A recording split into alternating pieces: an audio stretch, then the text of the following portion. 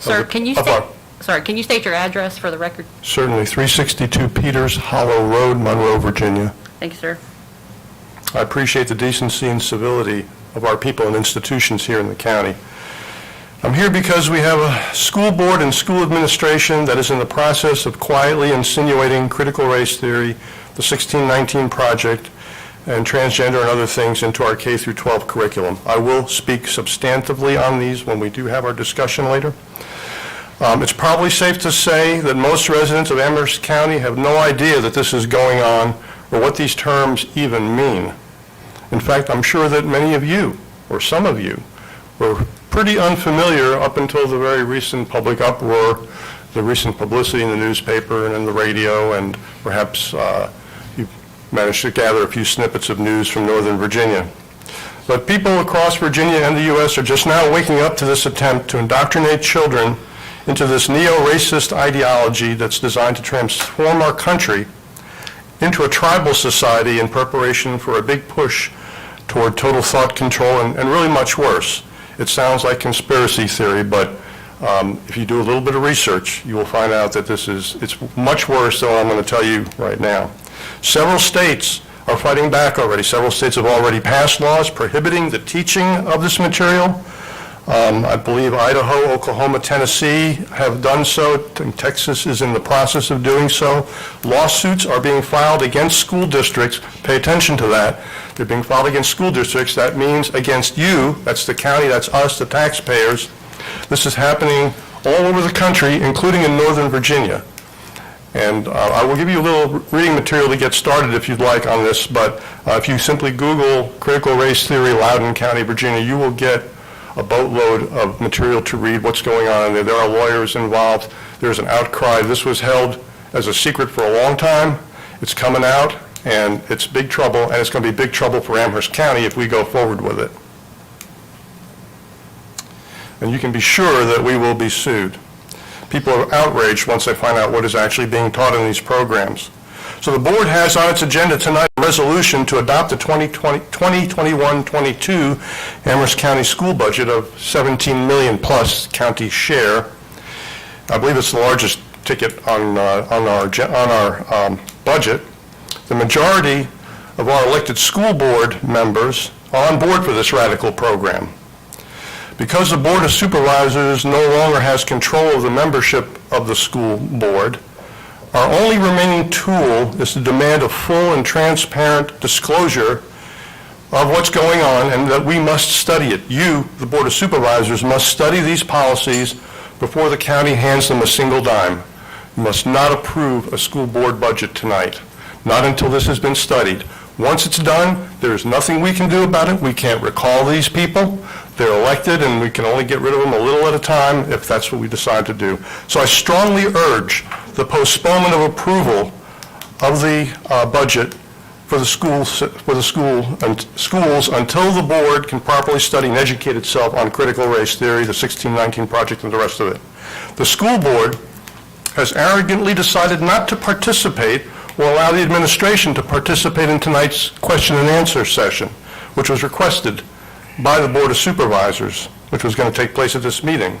And there ought to be some consequences for that. First of all, they should forfeit their right to defend their policies tonight, and we should proceed to address these questions in their absence. I think that's going to happen. I don't know for sure. I don't know what the plan is. I hereby offer myself as a foil to sit in Dr. Arnold's place to address the questions from my own worldview and to facilitate a discussion, if you would like that to be done.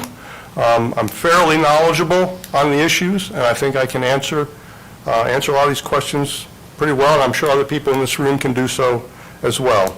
And then they can come back to us with their explanations before we even consider approving any budget request from them. And I think it is just critically important. We lose everything if we sign off on the budget. Can't do it tonight. You have got to educate yourselves. This is like breaking news for most of us in Amherst County. We had no idea this was going on. And if you sign off on the budget, it's a done deal. We have to fight back. And if you're concerned about a lawsuit coming from Richmond against Amherst County, I urge you not to worry. There will be an army of lawyers to defend the county if Richmond tries to defund us or take over our school system or do anything else. I think it would be wonderful to make Amherst County a test case. We can do so with pride. We will be hailed and celebrated for doing so. I think that's all I have to say. Oh, one other thing. If the board would like to have a program with a PowerPoint that's very good, which I've seen about 2 months ago, about how this is being insinuated into the schools and what it consists of, that can be arranged on very short notice. And I would urge you to consider doing that. I can also provide you with tons of reference material to read, and I will give you tonight, each of you, this is a very short article, but very succinct introduction to critical race theory from a scholarly source, and I would urge you all to just read it and then decide where to go from there. So, with your permission, I will pass these out. Got 5 of them. Thank you. Okay, that's all I have to say now. Thank you. Thank you. Is there anybody else? Can I add these transgender information you're going to read as well? If you would like to come say your name and address for the record, you can address the board. Good afternoon. My name is Laura Knopf. I live at 506 Peters Hollow Road, Monroe, Virginia. I've been a resident for 46 years, and my children graduated. Thank you. Was that all that you had, ma'am? Okay. Is there anybody else here wishing to address the board? Again, we will have discussion about the school, the critical, we'll get to it. All right, seeing and hearing none, we're going to close citizen comments, move on to public hearing with the VDOT rural rustic priority list. Mr. Brown.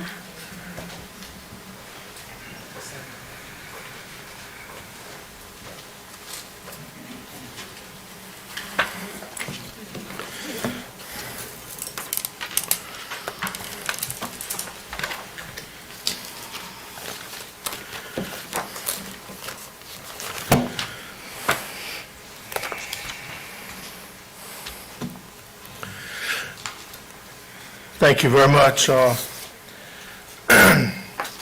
First of all, I brought some new Virginia maps, state maps. If anybody would like to take one with me, you're welcome to. I kind of bought them to give out here tonight, so please grab one of those on your way in or out. And first, I'd just like to present the proposed Second Amherst County Secondary Road 6-year plan. Fiscal year 22 through 27.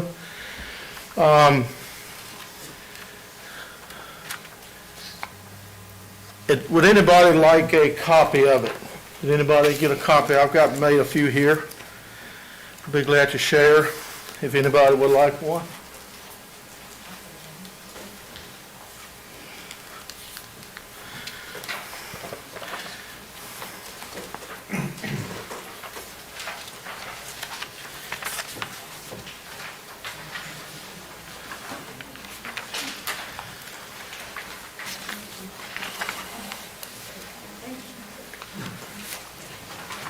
And basically what we have in front of us tonight is a draft of the plan, and unless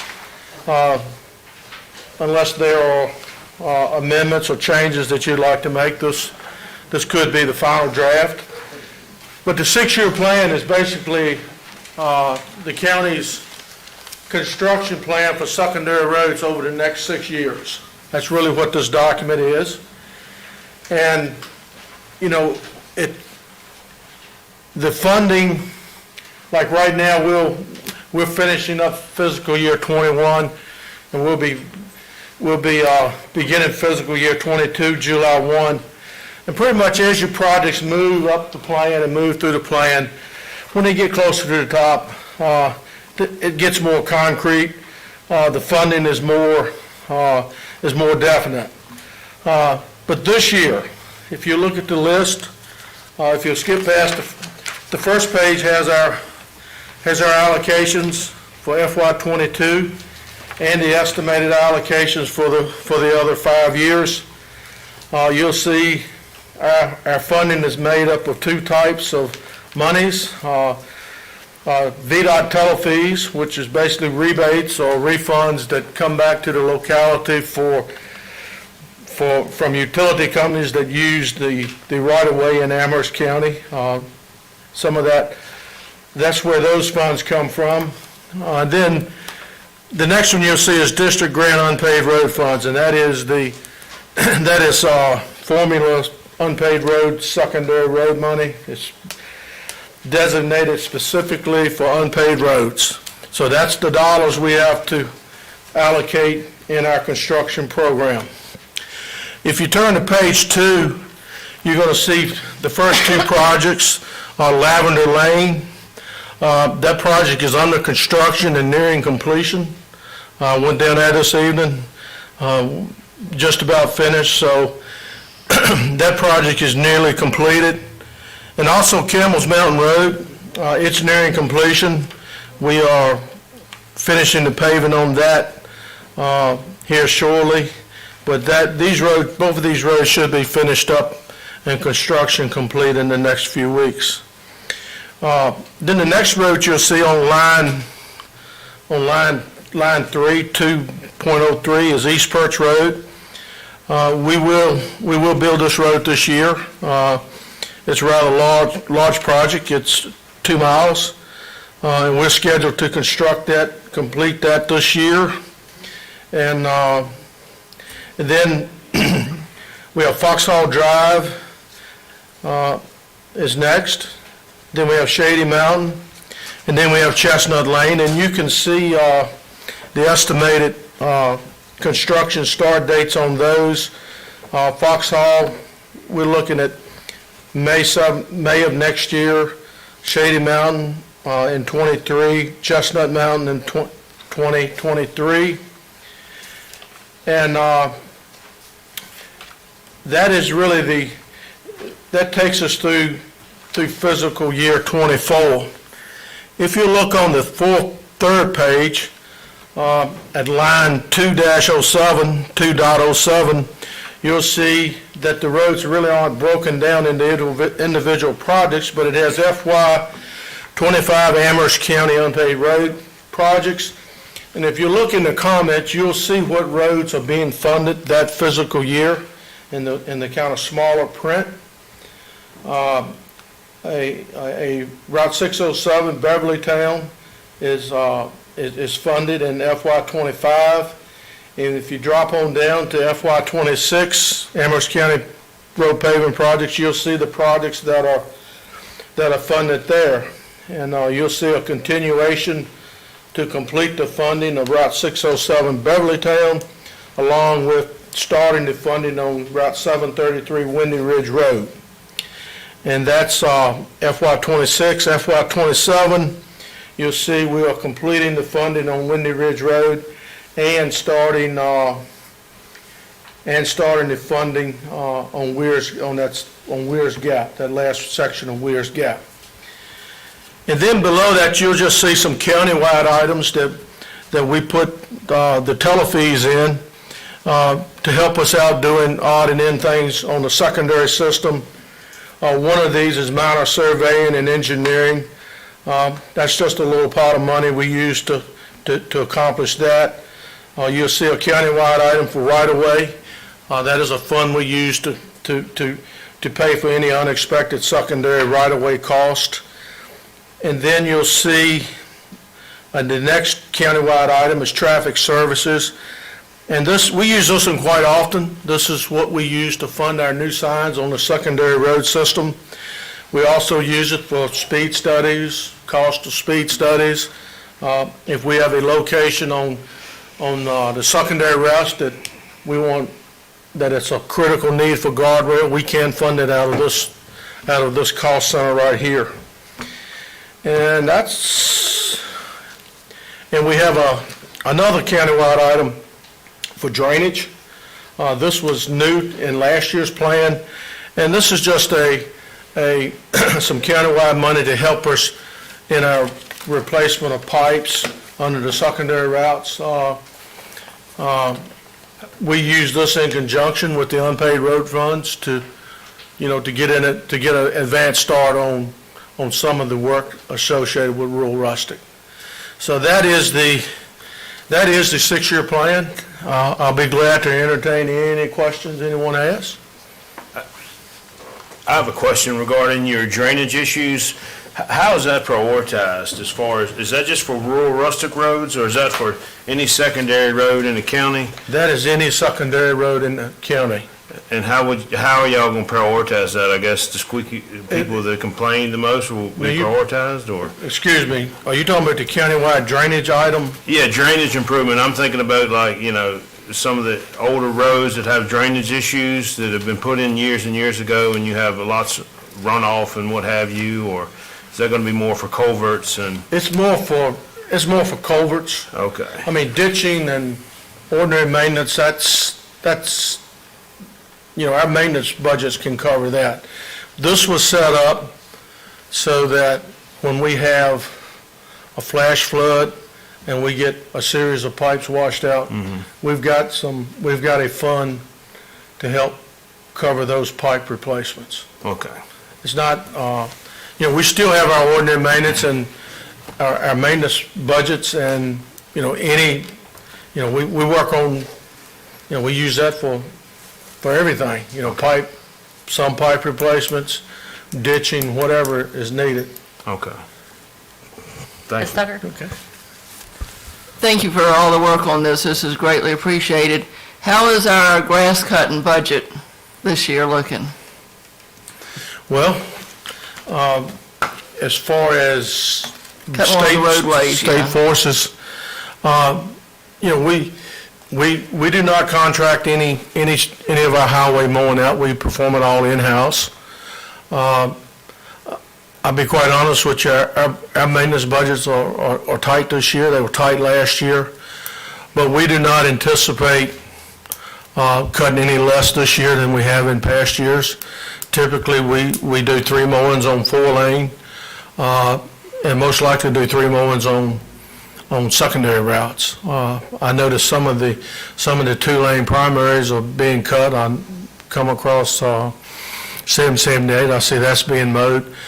Probably our first mowing on 4-lane will be sometime just prior to the 4th of July on 29, as well as 29 Business. We did treat those roads with a growth retarder to hold that grass back. It looks like it's working fairly well, pretty effective. So I would imagine probably about the middle of June, we will start our primary mowing on 4-lane, and the secondary mowing, it's kind of ongoing now. Thank you. Mr. Madam Martin. Chair. So, thank you for coming and bringing this information. So, just because it's on this priority list doesn't mean that it's anywhere near being funded in the next 6 years. No, there are 2 documents. Correct. The priority list. This is the actual 6-year plan that we're presenting this year. This list right here is a list of routes that the board and I keep up with, that most of the time that citizens have requested that these roads be included and be prioritized, or to be paved, to be hard surfaced. We had not worked on this list in about 3 years. We were working off a list that was approved in 2019, and basically we were running out of roads, which is a good thing. That's a good thing when you have to add roads to this list.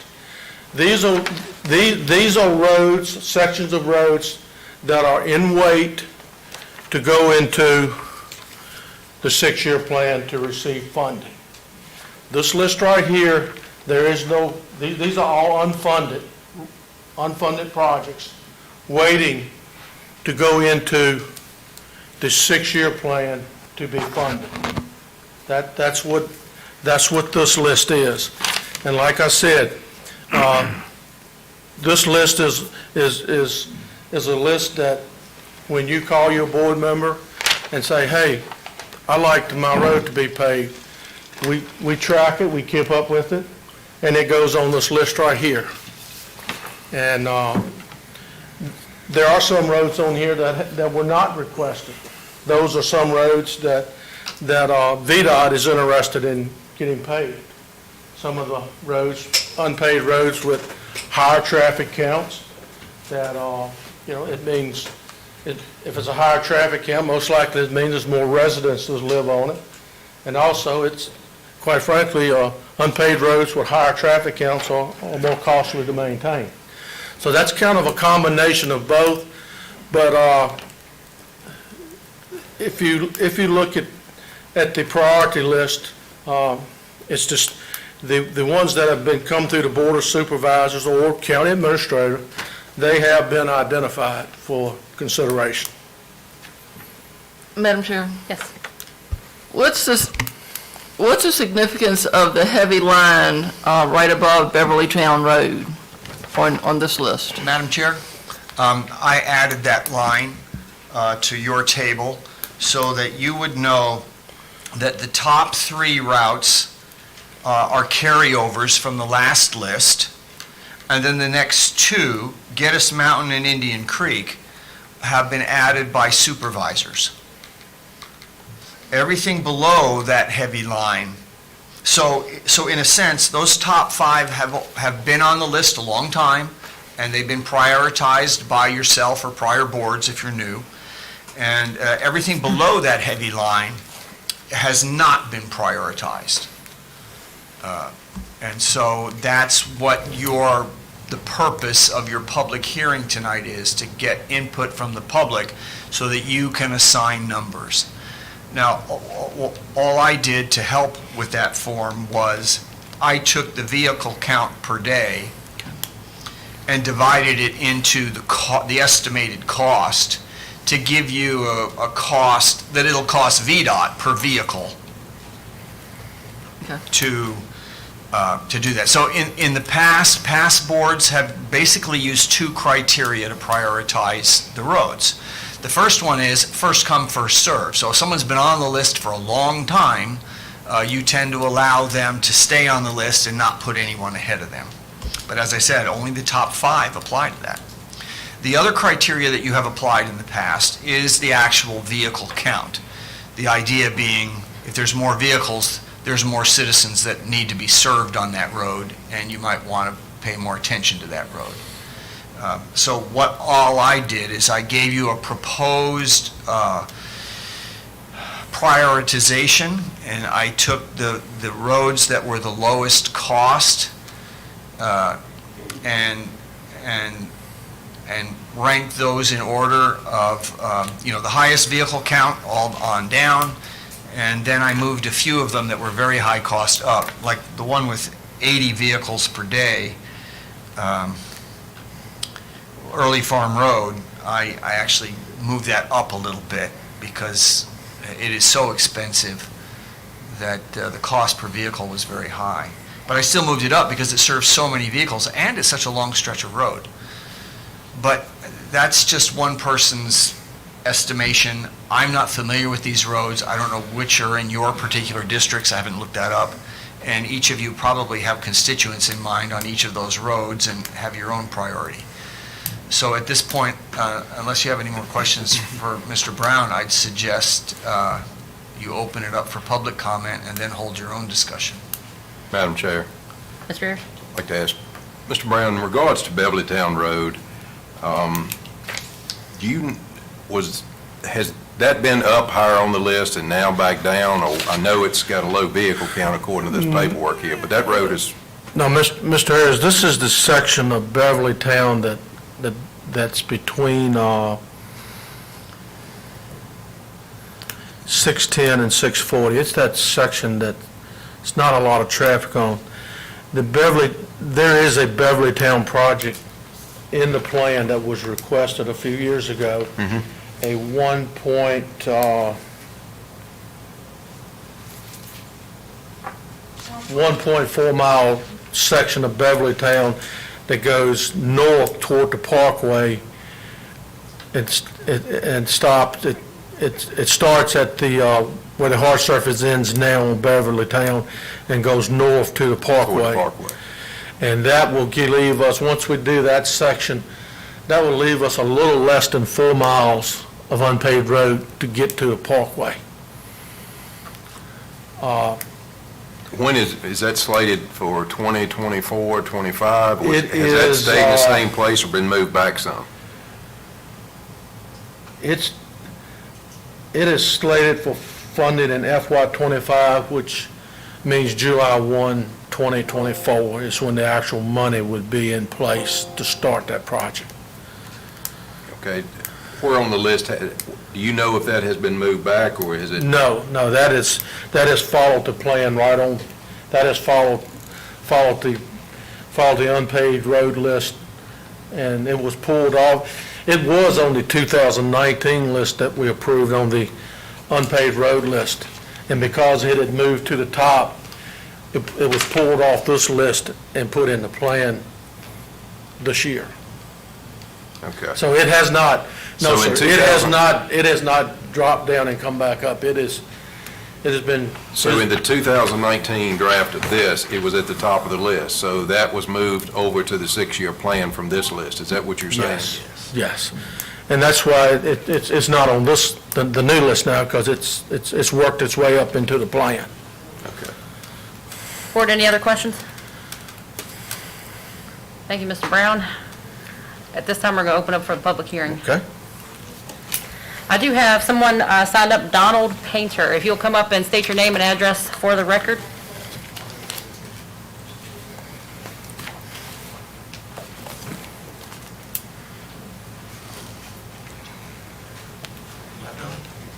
See if they have more questions. I'm Donald Painter. I live at 318 Chestnut Lane in Amherst. First, I want to do something, I guess, too odd for this meeting. I want to thank Mr. Rogers for his staff connecting me to the right people, and Ms. Moore for returning my call, and also for Jeremy for digging into the information when I looked on the Board of Supervisors website, and the Rural Rustic Road project listing was a little out of sync to what it had been and not really prioritized correctly. And then I was here because I know Mr. Brown said it hadn't any changes been made, but I know Chestnut Lane was about number 2 on the list around 2004. I'd been living on this road for several years then. It looked like they had a budget problem, and it was dropped from the budget at that time, and everything shut down, and when it came back, it was lost on the list. So I just wanted to make sure that it wasn't lost this time. They've conferred that it has been put on, and the funding is approved, and it will go forward. I think it's 2023, and I appreciate that. Thank you, Mr. And Painter. that's why I wanted to come in, and thank you, Pete. Thank you. Is there anybody else wishing to speak on the rural rustic priority list? All right, seeing and hearing none, we're going to close the public hearing. Board, any discussion?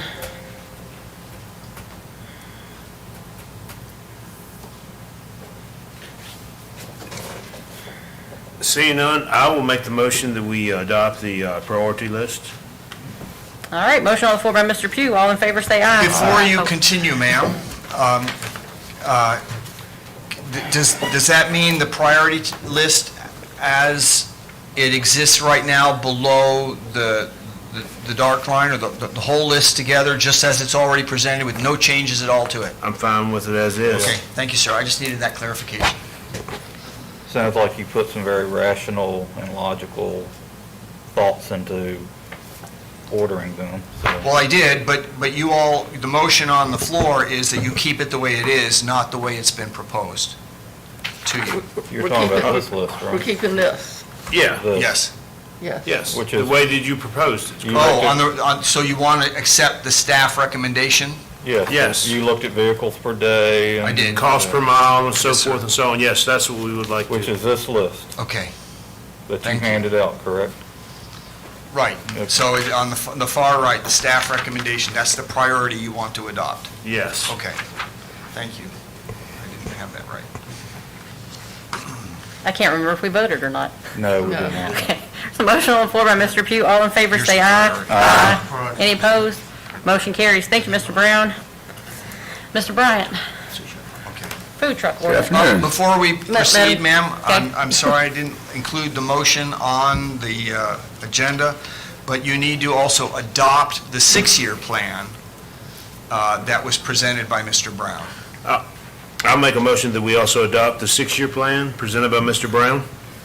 Motion on the floor by Mr. Pugh. All in favor, say aye. Aye. Any opposed? Motion carries. Madam Chair? Yes. Can we check our technology again? I'm getting more text that it's not working. Yes, ma'am. Mr. Bryant. Good afternoon.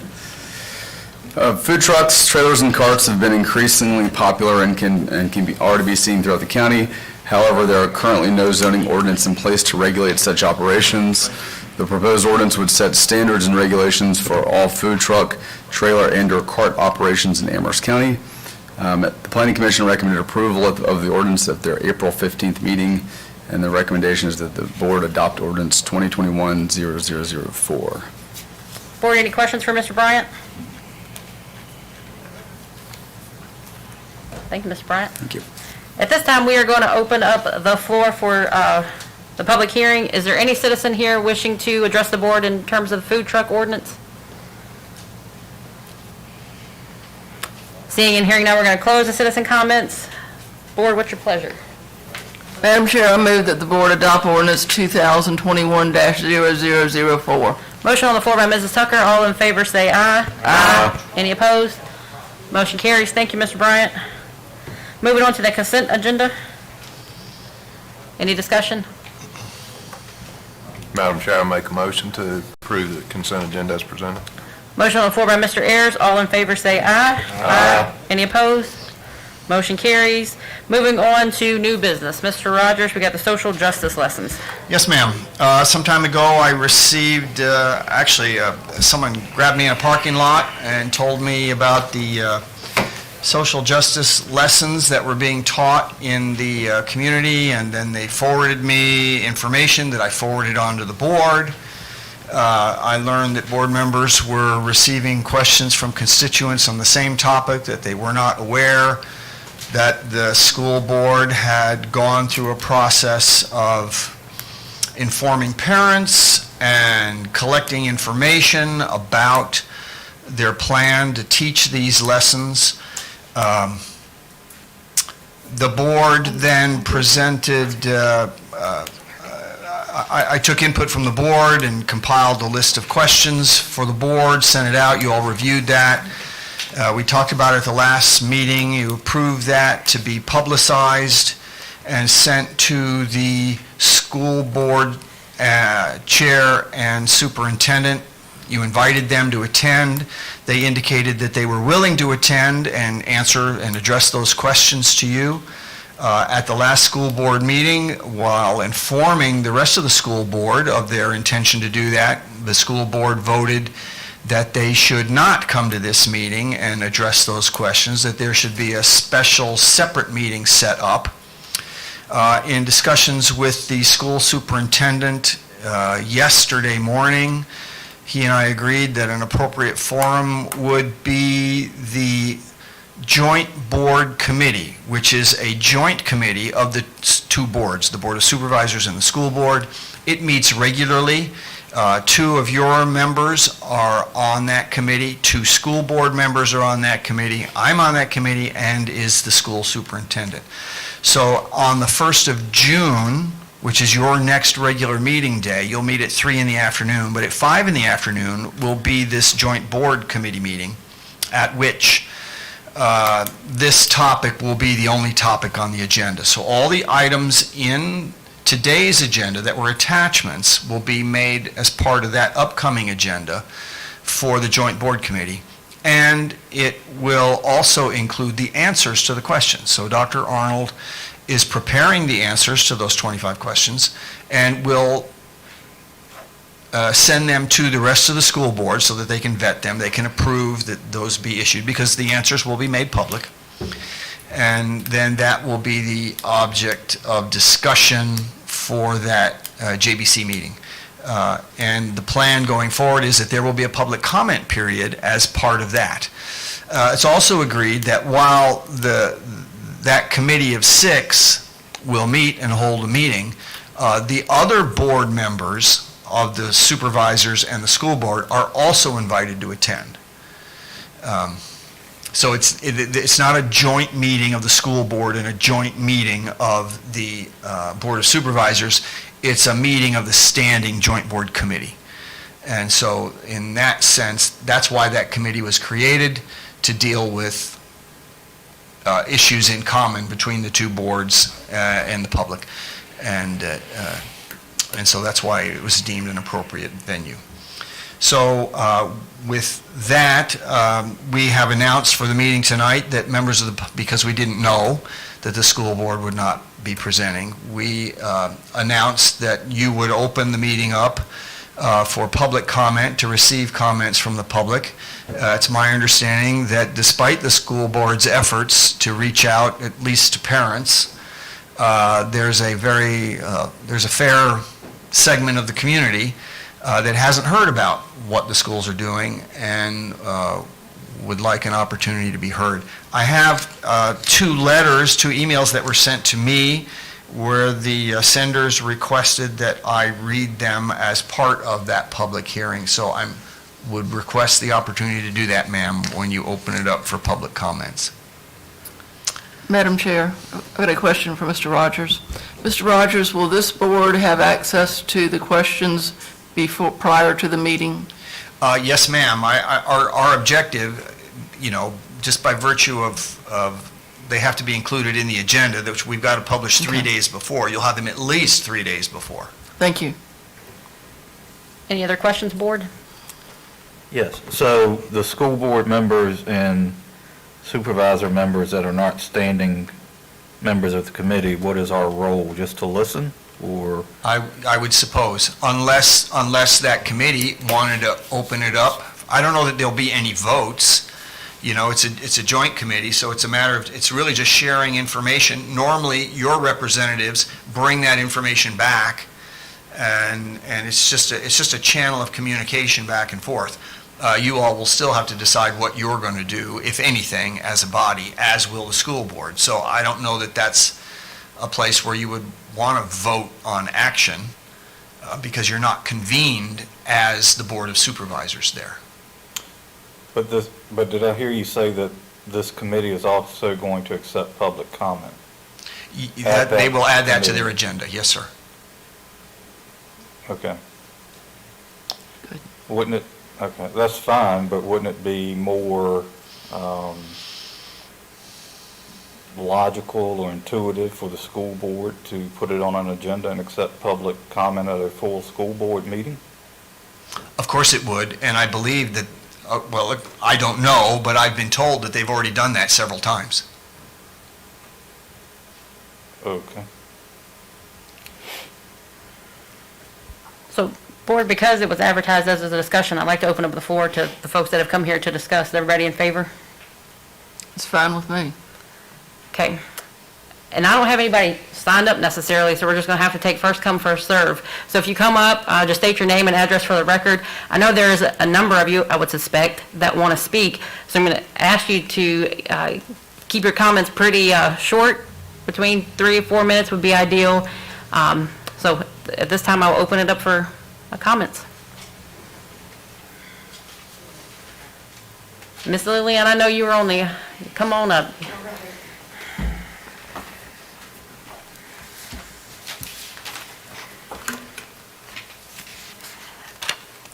My name is Lillian Johnson. I live on Christian Springs Road, 449 Christian Springs Road.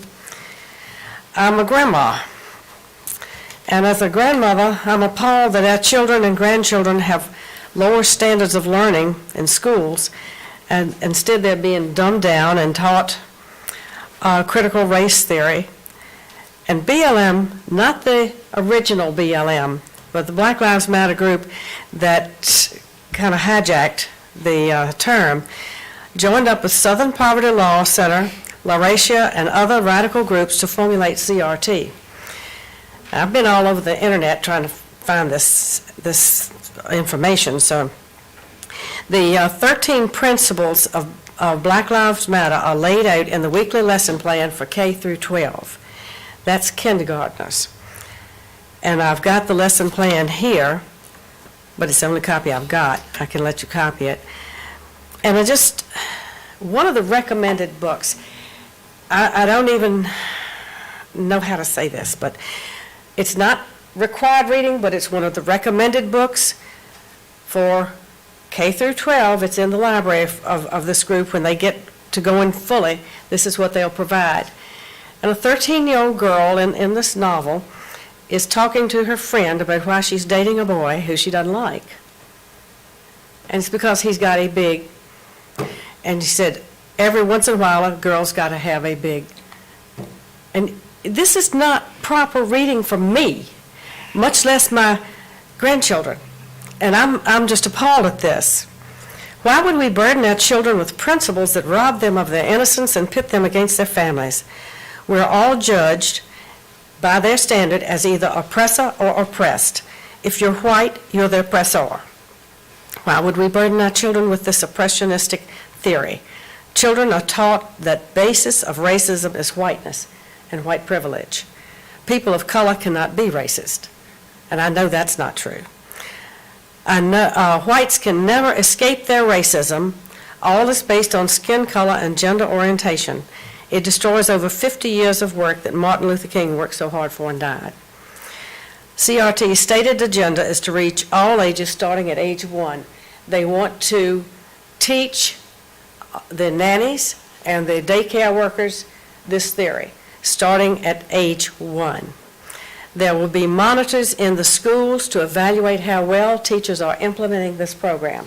If they're not implementing it well, there will be severe repercussions for it. As a citizen, I oppose this because I see nothing ahead but conflict. Blacks are pitted against whites and the destruction of whites' privilege or ownership of what they've worked for. The Protestant work ethic is one of the institutions slated for destruction, by their own words, and the redistribution of wealth is a prominent principle. Lawsuits are already rampant all over the country, and there are enough laws already on the books to protect every citizen from discrimination and harassment. I don't think any teacher here wants a child to be discriminated against or harassed. I don't think anyone in this room wants that. The economic increase that people of color have been achieving by their own hard work is being threatened by BLM because if you don't protest, you're racist and subject to censure or violence. In Loudoun County, Virginia, those that stood against CRT had their names and their children's names collected and sent to their schools and to their places of work and on Facebook, and they were maligned as racist. A lieutenant colonel was removed from his post because he opposed CRT being taught in the military. How's a man to defend his country when he's taught that his country is evil? This doesn't even begin to address the bathroom, locker room, and sports agenda to make sex an open in and outdoor of exploration, participation, and dehumanization. It's not appropriate for 13-year-olds, much less K. As a pastor, I'm brokenhearted. This theory is not based on truth, but on CRT's only redefinition of truth, which evolves as they discover more ways to implement it. Their truth is relevant to the situation. How do you combat racism with more racism? How do you promote love by promoting tribalism and communal violence? How do you justify looting and burning down another man's hard work and livelihood? The BLM's truth of redistribution of wealth and the evil of being white is their reasoning. This is their truth. Students are taught how to recognize their power to cause change by violence, how to challenge their parents and their faith. They're taught to identify all parts of their identity that has privilege attached to it. This false truth will never set men free. The only truth of Jesus Christ can set us free. Martin Luther King is now deemed a racist by Black Lives Matter. He died for that truth. The least we can do is stand up for it. Thank you. Thank you, ma'am. Is there anyone else wishing to address the board?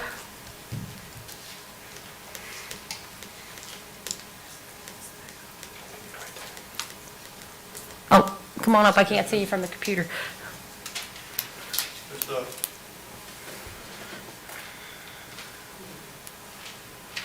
Hi, Sid Storozum again. You got my address. Just a brief question and a comment. Question about this June 1st joint board committee meeting. In addition to public comment, will we be able to direct questions directly to Mr. Arnold, Dr. Arnold, or the other board members that are present? And I'll just preface the question in reverse by simply saying that you can expect that the answers to your pre-submitted questions will be very carefully crafted to be inoffensive. I would like to hear what they have to say when we put a question to them directly that they haven't been prepped for. And I think that's very important. Answer? Mr. Rogers, have you had any conversations? Well, there's two styles of meeting. One is the receive comment and listen, and the other style is a town hall meeting. The Joint Board Committee does not have any established rules of procedures, so they would have to address that at their meeting and decide, are they going to open it up just to receive comment, or are they going to allow some back and forth? And they're going to have to make that decision there in that meeting. And it is open to the public, just to be clear. Is that right?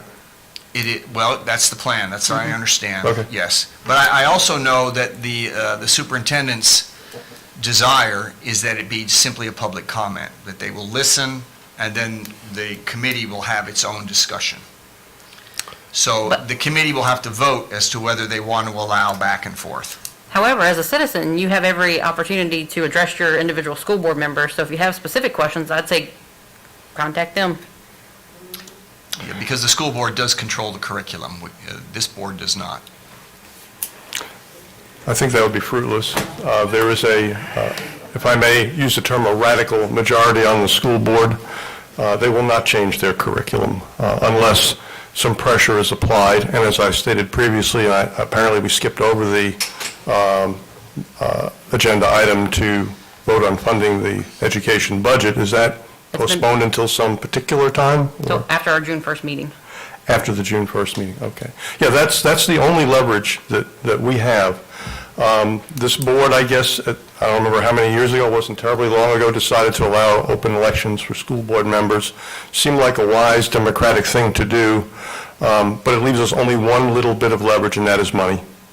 And I think we have to be very careful that we exercise that leverage when the school board is essentially, in my opinion, a renegade school board that does not represent the views of the majority of citizens of Amherst County. We are not radical leftists. This is a center-right community, a very peaceful, get-along type of community, and we're not ready for this sort of stuff, and we're not going to be steamrolled, and the only way that we won't be steamrolled is if you guys stand up and do your duty and put the brakes on it. Somebody has to put the brakes on it. You are the only ones that can do it. They will not do it themselves. I can talk to my school board representative until I'm blue in the face. Nothing will change. And I just want to add to the wonderful presentation by the previous speaker. She alluded to the fear factor. This is, again, I don't wish to sound like a conspiracy theorist, but there are playbooks for this particular strategy that's going on right now. And setting children against their parents is a big part of this. It's been done in virtually every type of totalitarian government. It's done in the Third Reich, it's done in every communist society. Every revolution has incorporated children as a very integral part. Children were always the snitches. Children were the people who were rewarded for saying the right thing, snitching on their parents, advising the authorities, or in this case, it would be the school authorities, which parents are against their agenda, which parents perhaps have a conservative viewpoint or just a differing political viewpoint, which parents perhaps attended a Tea Party rally. How many guns does your daddy have at home? Things of this sort that there's a lot of pressure on young children. These are young, impressionable kids, very easy to propagandize. The school system has these kids half of their waking day, 5 days a week throughout the year, most of the year. They have a tremendous influence. And those who are in favor of this sort of curriculum are truly trying to brainwash our children, indoctrinate them. They're trying to minimize the roles that our families play. They try to minimize the roles that our religious institutions play. The state becomes the new object of worship for these children, and it's the object of obedience. Fear is brought to bear not just on the parents by the children, but also through the cancel culture. We've witnessed this. Depends on where you get your news from, but if you have to make a diligent effort to get your news from multiple sources. Truth is being distorted. There are these so-called fact checkers out there that are supposed to be purveyors of truth, which we know is completely nonsensical. It's their own truth. These are not people that are ever under oath to speak the truth, the whole truth, and nothing but the truth. They are simply partisan purveyors of propaganda. And people are going to be threatened. Their lives, as the previous speaker mentioned, in Northern Virginia, these people were all doxxed. They were outed as being racists. Their jobs were probably in danger. Teachers in the public school system of Amherst County are in fear. Parents are in fear to speak out. And this needs to be recognized. This is all being suppressed. Nobody wants to make any noise. Everybody wants to just hope. They're all hoping it will quietly go away, but it's not going to go away. This is their moment. There's a lot of stuff going on in this country. We are just a small portion of it, but Amherst County, Virginia is actually listed on websites as one of the counties really pushing forward with this agenda. They're proud of it. Virginia is a state that is very proud of pushing forward with this agenda. This is not something that was legislated by the people. This is an appointed Department of Education that is handing down these edicts. If you haven't yet read the recommended policy on transgender issues, it's a 26-page download. You can get it from the Virginia Department of Education. Your jaw will drop when you read the first few pages. The terminology that we are all expected to adopt. They control the language now. They're putting out new words and terms every day. They control the narrative. It will just make your head spin. And people are forced to adopt it because they don't get any pushback. The contrary points of view are censored in social media. It's very, very hard to push back. You're very alone if you push back. I don't feel like a supported person doing this here, but I love my country. I've been in this country a long time, and my generation has truly been blessed. I mean, we have had tremendous opportunity. We've made incredible progress in race relations in the last 55 years. Unbelievable. We have been a nearly colorblind society. Children play with each other. They don't even realize that they're playing with children of a different racial background. It's all wonderful, and they're just completely deep-sixing it for the sake of a political agenda. And we are in the crucible right now, and you guys need to really up your game, educate yourselves about what's actually going on. And that little article I handed out is a good introduction. And as I said, we can get you a video presentation or a PowerPoint presentation, and I will give you lots of information to read, because this is so much bigger than you have, than you possibly can imagine. Some of you may be on top of it, but I seriously doubt it. Not many people are yet, but the numbers are growing, and it'd be better to nip this in the bud now than to spend a lot of time saying, oh my gosh, we're defending all these lawsuits when we could have just put an end to it and say, no money if you teach this stuff, not a dime. You get it out of our curriculum. And even if Richmond says you must, we say we won't, because we can stand up to them. That's my piece. Thank you. Is there anyone else wishing to address the board? You got one back. Okay. Come on, sir.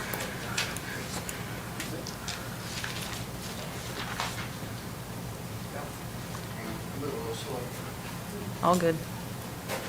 Okay, real quick, a little bit of good news. I'm not talking on what, do I have to speak on what he was just talking about? Yeah, we're solely talking about the school stuff right now. Do you have any? All right, never mind. There's another citizen comment coming back up, though. Okay.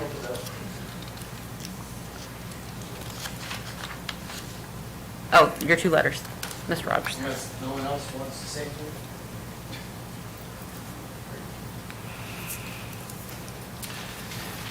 I have 2 emails to read. One is from Mr. Michael Despres. I am Michael Despres. I reside at 248 Pierce's Mill Road, Amherst, Virginia. I've been a resident of Amherst County for nearly my entire life. I based my decisions of living and raising my family on past encounters and experiences in this county. This is a small, proud, honest, beautiful country county whose backbone is based on respect, honesty, and integrity that has kept the community whole. While most of the country is becoming divided on different topics, I strongly believe following other parts of the country and changing our younger generation's curriculum in the school system's classes will change the beliefs, backbone, and the future in the county. People respect and value each other as a whole community. I strongly urge that leaders do not be the start of change in which this county looks at everyday situations and are perceived differently. I am against the introduction of CRT classes. Please read my comment in the meeting. The second one is from Jason Baker, who lives at 851 Larkin Mountain Road here in the county. Hello, my name is Jason Baker, and I live in the 1st District of Amherst County, and I have 4 children and 4 grandchildren that attend school here in the county. I recently was made aware that the Amherst County School Board has made a decision to push critical race theory into our children's classroom here in Amherst County. I would like to say that my family and friends will never support this now or in the future. I'm sure most people don't even know what CRT is about, but in short, it's a racist and Marxist brainwashing. I'm deeply hurt that the school board pushed this without the consent or making parents aware this was happening. We have already seen what groups like Antifa, liberal media, and what cancel culture has done to America. I can't believe the law-abiding citizens of Amherst County want to turn their children into the Antifa thugs like they have in Seattle and Minneapolis. The superintendent of the school board should stand down and resign or be fired for allowing this to happen. Bring back the 1776 Commission, quote, patriotic education. Thank you for your time, Jason Baker. That's all I have, ma'am.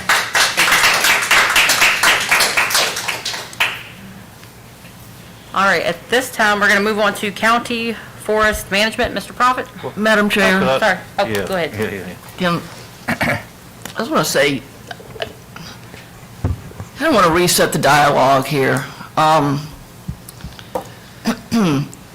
You're not going to find a board in recent history that has been more supportive of the schools than this board. We have funded them. We have bent over backwards to do everything we possibly can.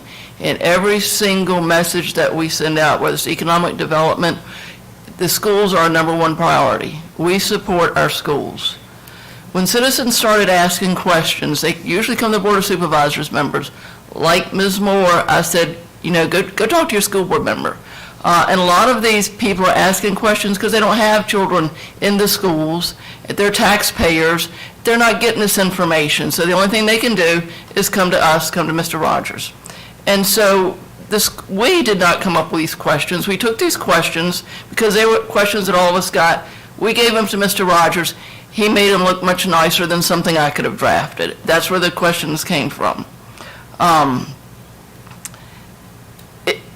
This got started because we wanted an open and transparent dialogue, so both sides could understand what was going on. That's the only thing that we sought to do here. Somehow it got off track from that, and people read things into it that just weren't true. There is nothing about what this Board of Supervisors did that was a, quote, power play. Nothing could be further from the truth. One of the school board members did do a motion which was just good policy. It was very well done. And in it, he said this school board will never support racism. That's common sense. None of us support racism. But it didn't go far enough because it didn't get into the transfer of wealth and how wealth should be a good thing. The ability to work and prosper should be a good thing. And it didn't quite go far enough. Anyway, I just want to make sure that members of the public understood where this was coming from. I am one board member. And I just wanted to just kind of speak from the heart to the public. Thank you. Madam Chair, Mr. Rogers, point of clarification. So were you here when we went to an elected school board? Yes, sir, I was. Okay, so I was not on this board at the time, but my recollection was there were people all over the county collecting signatures, right, to get it put on the ballot for a referendum. There was a referendum, yes, sir. Right. Yeah. So it was not this board that put it on the ballot, correct? That is correct. You're right. Well, I Well, no, actually don't know. I was here. The way you just laid it out was correct. Okay. They had to collect signatures, and they put it on a referendum. I supported it. Yeah. Okay. But who initiated that with the registrar? I But don't it know was whether not that- this, it was not the Board of Supervisors. No. Probably not. I don't believe so. Right, so It's a I group of believe citizens. the gentleman alluded to that this board put it on a ballot for a referendum, and that's just not the case. No. You know, honestly, yeah, I did not support it at the time, and for this very reason. So, yeah, just a point of clarification that that was done by the citizens. I encourage all of you to contact your school board members and contact them often, all right? They are elected by you, and they need to hear from you. Thank you. Anything else? Okay, so at this time, we will move on to County Forest Management, Mr. Prophet.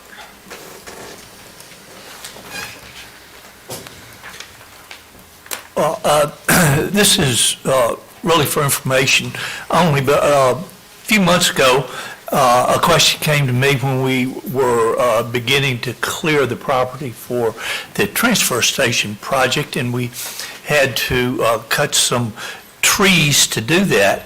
The question was, what's our process for the sale or harvesting of county timber? We really didn't have one. I contacted the Virginia Department of Forestry and found that they will develop comprehensive forestry stewardship plans for any tracts of woodland for Virginia property owners. So I've given them a list, I think, of the properties for which they're working on for the county. A couple of weeks or so ago, the Virginia State Forester came by and talked to me, who was working on these. They'll do them. It takes a while to get them done. It'll take a while to get this whole list, but he said he was familiar with all these properties, looked at them, and he had finished his plan for our current and previous two landfill properties. And he believed that on two of those three properties were the only ones that he was going to have any recommendation for timber harvesting. And he was telling me now, because he was suggesting we may want to think about it, considering the current market conditions for timber. And so I thought that was good advice, and we have prepared a request for proposal to engage a professional forester who can help develop specifications and could manage harvesting of timber in accordance with the Virginia Forestry Plan. And it would be our thought that we could proceed with that and then come back to you with what our specific plans were for harvesting before we begin that process. If you think that's a good idea or what, this is for information. You get something? Yeah, Mr. Prophet, appreciate you going through the Department of Forestry. One thing that and I don't know all the land that we own, but if we have any old growth forests, truly old growth that we have, I would like to see that be preserved as best as possible, because it's far and few in between. I don't know exactly what they consider old growth timber in this part of the United States, but I'm talking 150 years plus, probably would be what it would be if we have that. The other thing regarding the price of timber, the price of timber is actually, from my resources, is down. The cost of finished products that you buy at the store is up. The finished lumber is up, not necessarily the cost of the logs. I just want to let that be known. You might have a different resource, but that is what I've been hearing. So that was just my two comments. But I do agree that you're going through the right avenues and doing the right thing regarding the forestry plan.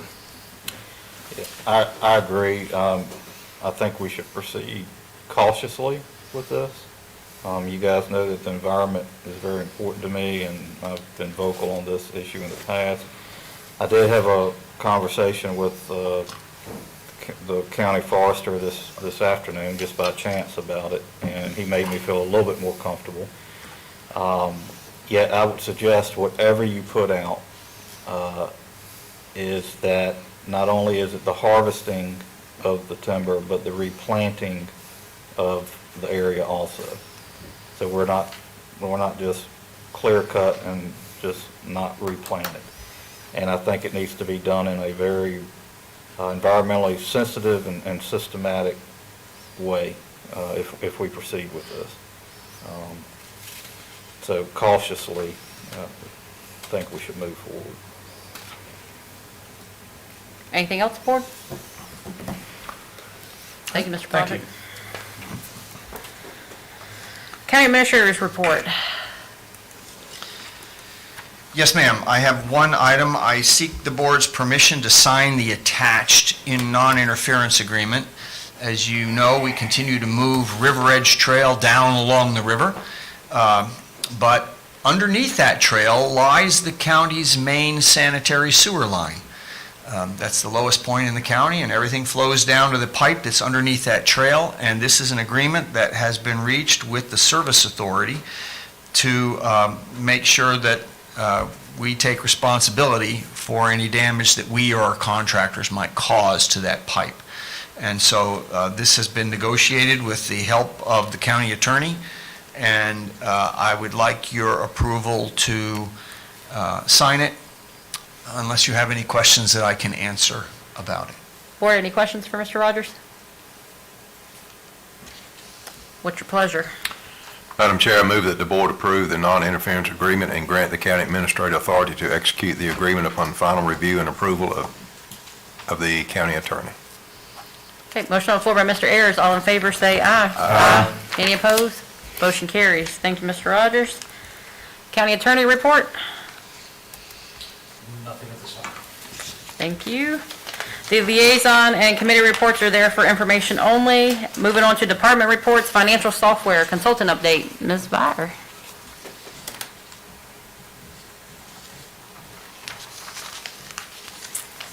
Good evening, and hopefully I'm coming to you with some good news. We're making some progress now in our journey to find the replacement vendor for our software, for financial and tax collection software.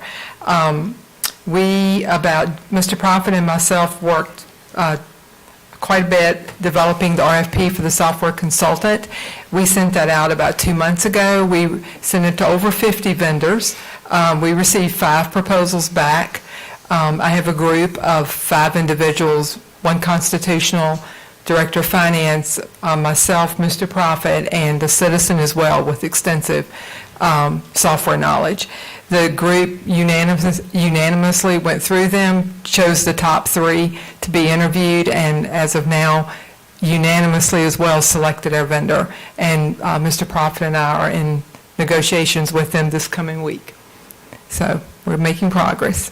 The development of the RFP that actually seeks the software vendor will take probably about 4 to 6 months before we have that. The consultant will meet with each department individually, gathering data for what they're looking for their particular function of their department. We will develop the RFP and move forward with that one as well. Board, any questions? Yeah. So, Ms. Fire, you have or have not selected the software? We have not selected the software. We've selected the software consultant that will help draft the RFP for the actual software. Okay, so this person or persons are going to come in, meet with the departments, Yes, sir. determine what their needs are, and help make sure that you get That those are, everything that you need. yes, sir, that those are specified in the RFP for the actual software replacement. Okay. And Jackie, the consultant Yes, is sir. also will be on contract to guide us through the transition process. Will they be assisting Right. in that too? Yes, sir. That is, It was broken down into 2 phases. The first phase was to draft the RFP for the software. The second phase is overseeing the project as an implementation specialist as well, working directly with me as project manager for the county, hoping to minimize the hours as much as we can with me being project manager on behalf of the county. Yeah, I mean, I don't have any problem with you doing that. This is coming out of the funding that we approved for the software. Yes, sir. And that, Mr. Martin, was a statement that, I think it was our September 2020 meeting that you had made, that we needed to stay within the restraints of the money that had been appropriated for the actual total software package. It sounded like a smart thing to say. Board, any other questions? Thank you, Ms. Byer. Thank you. We're going to open the floor back up for citizen comments. Mr. Wright, did you want to address the board now?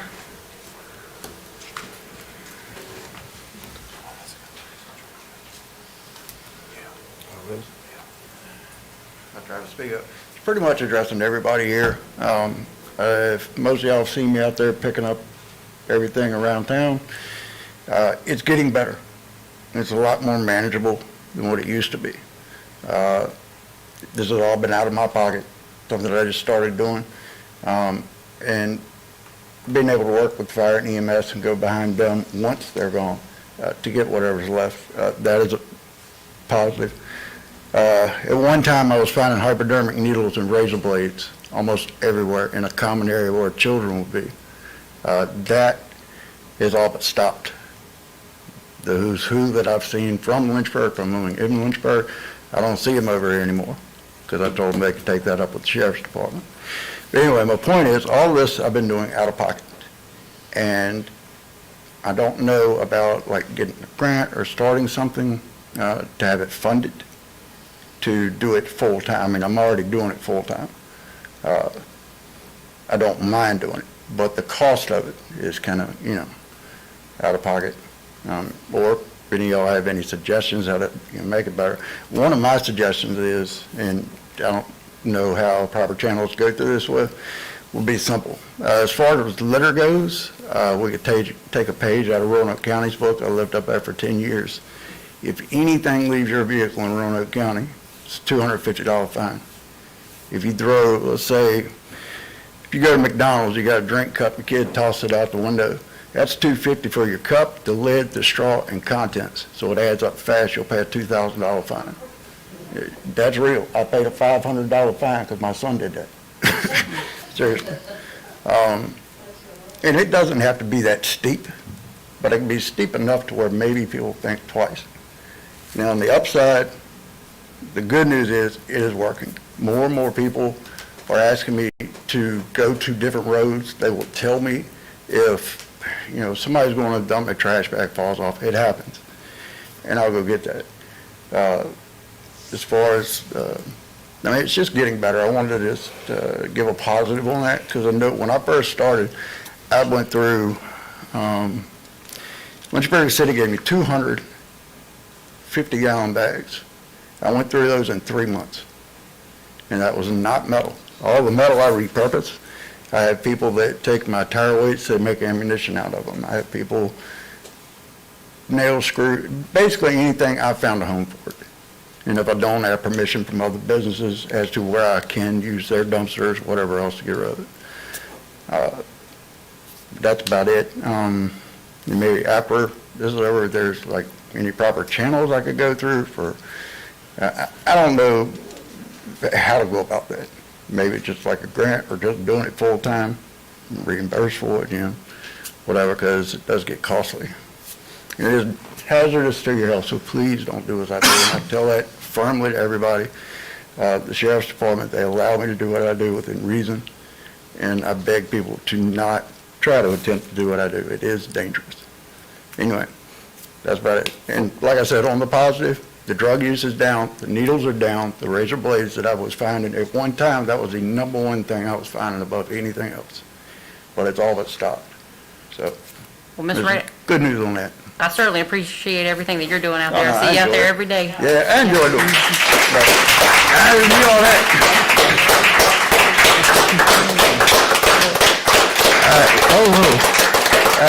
Thank y'all. And as I ask everybody else, anybody in here, if you're on Facebook or on a public page, if you have any idea of how I can do something better, let me know. I don't have the answers to everything. And a lot of people will also use that. If you have a problem area, if you see one, tell me where it's at and I'll get to it. Because now I have a vehicle and the means to do that. So, anyway. Thank you for everything that you're doing. There you go. How do we get up with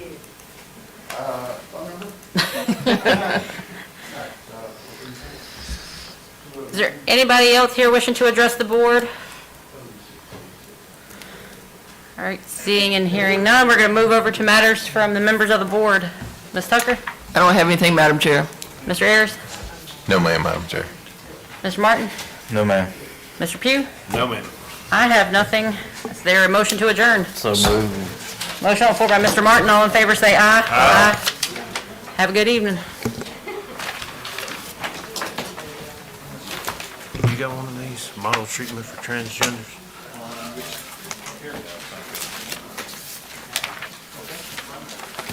I don't like my boyfriend.